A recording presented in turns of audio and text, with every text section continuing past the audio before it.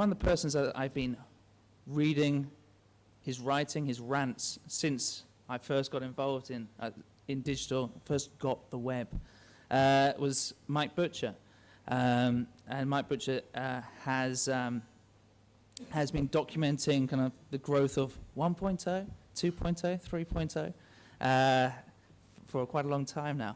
And I asked him to come and talk to us today about the digital media landscape, how it's changing, and who's in charge now. So I wonder if you'd welcome Mike Butcher.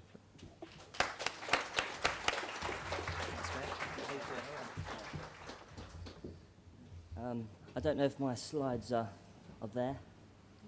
Here we go. I'm a journalist. I'm interested in business blog publishing. That's as much of a sales pitch as you'll get from me today. Let me tell you a story about how a new kind of cheap-to-produce, easy-to-distribute media would start to affect both the existing traditional media and the society around it. I'm not talking about what happened when blogs appeared on the scene in the late 90s.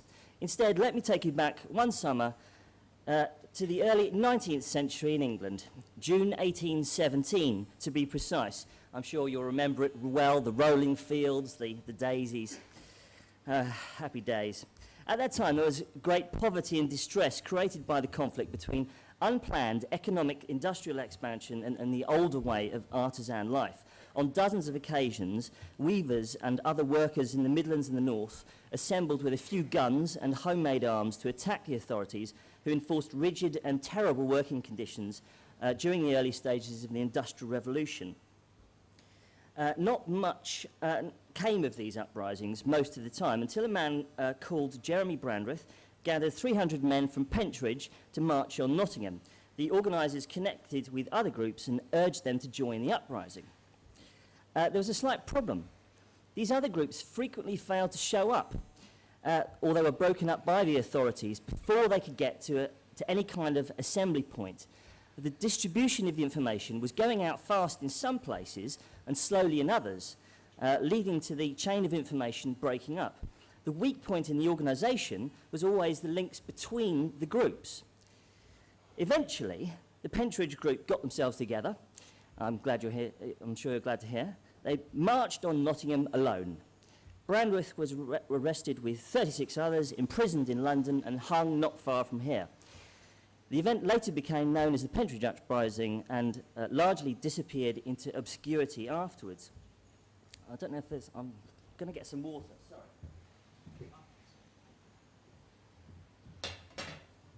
Sorry. Sorry.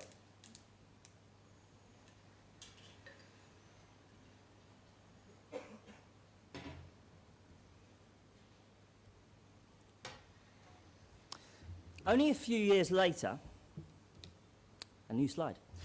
Only a few years later, with the invention of an affordable letterpress, factory workers and farm workers were able to start affecting the course of public debate by printing and distributing weekly newsletters, including the Political Register or the Twopenny Trash and the Black Dwarf. This is one here.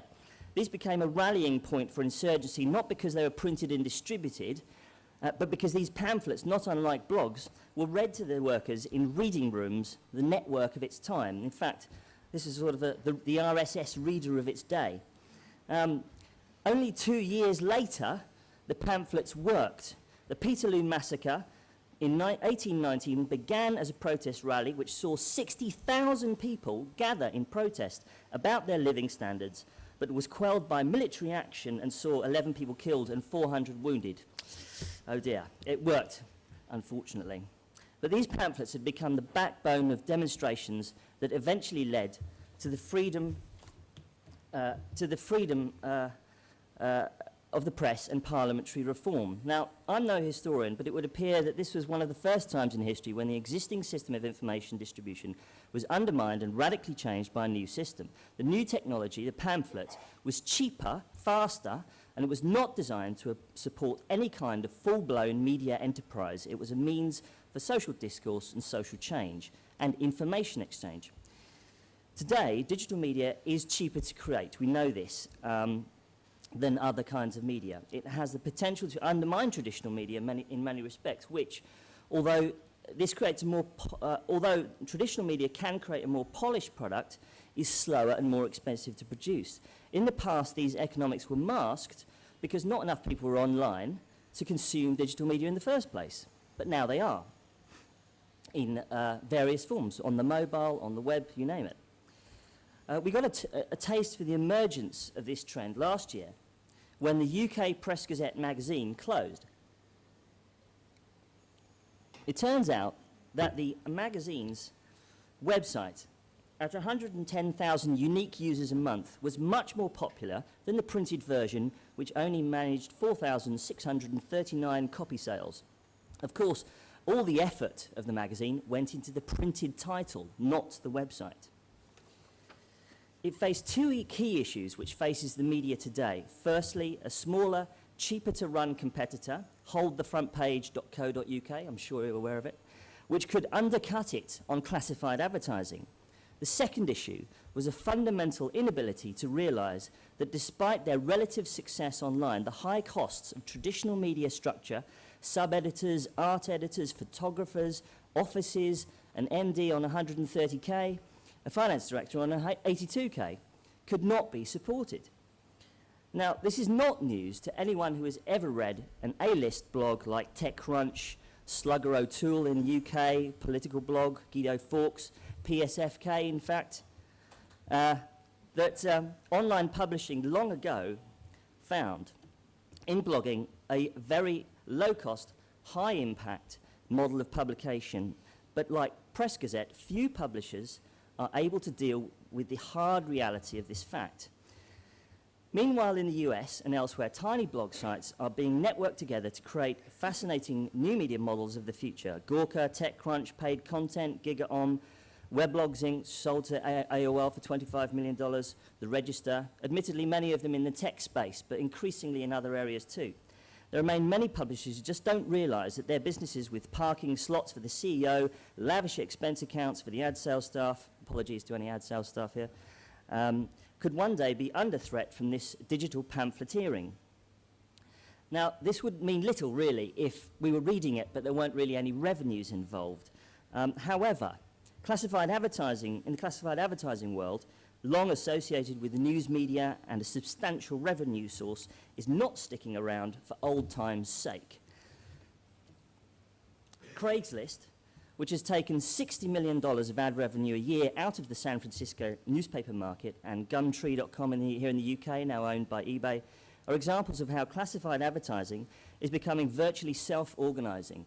No one needs media companies in the middle anymore. In fact, media companies can't create the really smart tools for classifieds anymore. That's why over 60% of the online advertising market is now in areas like Google AdSense, a market created not by media companies, but by a technology company, which in fact owns no media production or content of its own. Of course, there are traditional media companies which are doing their best to create these tools, but around the corner there is always a technology company interested in those revenues. Craigslist is now in 192 cities and only charges for want ads. A handful of the actual Craigslist sites charge for want ads. Craigslist competitors like the New York Times charge about $300 for a classified ad. Craigslist has little overheads. It employs 18 people in a rundown office in San Francisco and turns over about $10 million a year. There's no indication that Craig, because it's owned by Craig, will sell his business to a real media company, which is extremely frustrating for many media owners. The New York Times owns a massive building, employs about 10,000 people. You do the math. Craigslist is not the only way people are connecting. Take, for instance, the growth of FreeCycle on the Yahoo groups mentioned earlier. All for free, all facilitating exchange of goods, monetized for Yahoo and FreeCycle, because many of these are Yahoo groups, by contextual advertising. Now, admittedly, the media business can get it right. Everyone considered it a very smart move and shrewd when Rupert Murdoch bought MySpace for $580 million in 2005, much cheaper than the $165 billion Google paid for YouTube less than a year later. And News Corp has been quick to put MySpace to the service of the wider media group of which it is now part. This April, MySpace said it was joining forces with online recruitment site Simply Hired to launch what it claims to be the UK's largest online jobs channel. The deal is expected to feed around 1 million job ads in the UK version of MySpace. In the US, Simply Hired aggregates about 5 million job adverts for the social networking website. Great news for News Corp. However, the problem is that advertisers themselves tend not to want to pay. Job advertising is notoriously expensive for businesses, so they typically try to reroute around any obstacle, looking for a free or a cheaper route. How many people here are now getting frequent emails from their LinkedIn contacts and advertising jobs? LinkedIn is a social network where in theory you have to pay to really promote a job, but people easily get around these restrictions. LinkedIn is typical of social networking sites which are simply putting buyers and sellers together. Similar Facebook is also taking off in the UK. Many of these groups are being formed are about classifieds, about information exchange, about a marketplace. They can buy and sell goods and place advertising in Facebook Marketplace, in fact, all for free. In the public sector too, media businesses face increasing pressure because of the simple economics of digital publishing. Job searches on the government's Job Centre Plus website have now reached a new high. The website now handles over 70 million job searches a year, accounting for 14% of the overall recruitment market in the UK. And there's an increasing threat from search engines. Last month, Simon Waldman, Director of Digital Strategy for the Guardian Media Group and Chairman of the Association of Online Publishing in the UK, pointed out that members had experienced 67% growth in turnover of their digital businesses in 2006, with aggregate turnover for AOP organisations standing at £575 million, equivalent to the size of UK radio advertising. However, he pointed to Google UK's revenues of £872 million, an 81% increase year on year. In other words, the old media business is not in any way leading this market. It just happens to be part of it. You'll note that Channel 4 made similar noises about Google's increasing domination in the advertising marketplace not long ago. The old media business must now contend with technological giants as well as nimble, low-cost startups on the west coast of the US and in Europe. And many of these startups are fascinated by what? Classified advertising. In the US last week, Trulia.com, a residential real estate search engine, closed $10 million in financing. These are just many of the logos that you'll see from these startups. Here in the UK, we have several startup equivalents, Zoomf.com, Nestoria, OnOneMap.com, all in the real estate market. All are after the same revenues and all are hungry for classified data to either upload or crawl other sites. In other areas like travel, startups like Wayne.com, Where Are You Now, are happy to answer the need for travel coverage by allowing the users themselves to create it. And in fact, we heard earlier about Guardian Soulmates, an attempt to capture the classified advertising market for personal ads. Well, there are plenty of startups now looking at that market. Flirtnik.com is about to launch, aimed at creatives who want to meet other creatives. It's a niche, I gather. In the US, I'mInLikeWithYou.com. What a great URL. Simon Waldman even predicted more court cases between publishers and search engines as media owners struggle to protect their intellectual property. The trends highlighted in the US are being reflected here in the UK. And the Pew Internet Foundation has found that in the US there's not a great appetite for reading newspapers amongst 18 to 30-year-olds. What have we seen over here? The rise of free newspapers to try and counter that effect. Meanwhile, the existing newspaper readership is slowly dying off. Newspapers are cutting expenses, sacking journalists. It's reflected particularly in the regional newspaper market here in the UK. And the rot has even set in the august Time magazine. This is actually not a real cover. That seems quite appropriate. In January this year, Time Inc. said it would cut. Piers, tell me to get off, by the way, when I'm... Okay. In January this year, Time Inc. Said it would cut 289 jobs in an effort to rein in costs so it can invest more heavily in the internet and new media. The cuts include 172 editorial employees. Last year, it shed about 550 jobs. It's also put 18 smaller magazines up for sale. The core of the Times strategy has been to take Timing's best-known brands and move them onto the internet. But the jury is out. Can they get the revenues there that they had in the old world? Of course, in this country, newspapers and magazines are clamouring to try and make their websites really work and earn more money. Of course, if you're Richard Desmond, owner of the Daily Express, it's easy. He's just happily upping his salary while largely ignoring the internet. The Express probably won't be around much longer as a result and will die with its readers fairly shortly. Meanwhile, the new readers, the new viewers, are going behind the backs of the old media and talking to each other. That's what social media is. We all know about it. And there are plenty of technology firms like Dig, Blogger, Flickr, Vox, Facebook, the list goes on, which are happy to facilitate that conversation. And more importantly, the real commerce that results from this.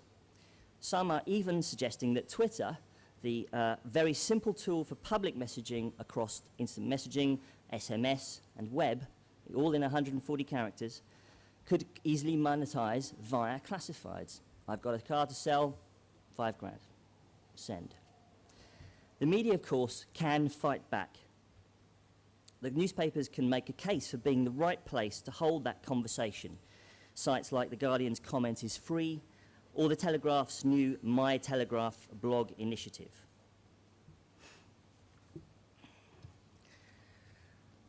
Are examples of this attempt to bring the conversation back to the media companies. As Alan Rusbridger, pictured here playing his piano, the editor of The Guardian, said in his speech to the Royal Society of Arts last year, this is the beginning of a complete inversion of the newspaper model. It's not us telling you, it's us saying to you, why don't you take part and we'll give you the space. The alternative is the New York Times, where comment sits behind a subscription firewall, which probably makes less than $10 million a year. Now, granted, comment is free, is probably not making that much either, but perhaps it does sound like it's on the right track. Meanwhile, the media business still faces the problem of what to do when digital media just doesn't bring in the same amount of money, even as more of their readers and viewers consume it. Rusbridger has a graph he likes to trot out at speeches, which plots the falling revenues of old media, the line at the top, against the rising revenues of digital, the line at the bottom. The problem is, he points out, is that there is a black hole, the black hole, between the two, where no one knows if the new revenues coming in will match the revenues of the old, thus maintaining the old infrastructures and the old parking slot for the CEO. In some respects, all of this may be irrelevant to brands, marketing, and advertising people. Who cares how consumers get to learn about your product, right? It doesn't have to be via a site or a service run by an old media company, or one that perhaps also reports the news. It could be via a cute campaign on a social networking site, a clever YouTube video viral. The old media business, as was, does not have a God-given right to survive. It needs to earn its keep and deliver the audience if it is to survive.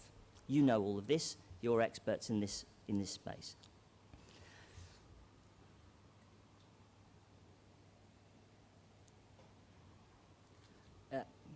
On the cold, hard facts, this is unarguable, but there is also the fact that for a society to work well, citizens have to be informed across a range of subjects.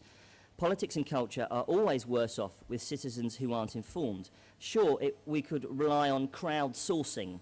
We could hope that dig.com could keep us up to date on current events in Iraq, because there are a lot of bloggers with a balanced view out in the green zone, aren't there? And it's quite cheap to keep them there. Seriously, though, it may be that the media business, and especially media businesses connected with news gathering, have to shrink to a new, leaner, lightweight model propagated perhaps by the A-list bloggers of the world. Smaller at the top, a little bit more shrunk, not so many parking spaces, not so much lavish offices, and at the other end of the scale, smaller publishing houses who are going up the long tail with a much leaner publishing model. Perhaps that's the future. Whatever happens, let's just hope it will serve our democracies and our markets as well as the old model. Thanks very much.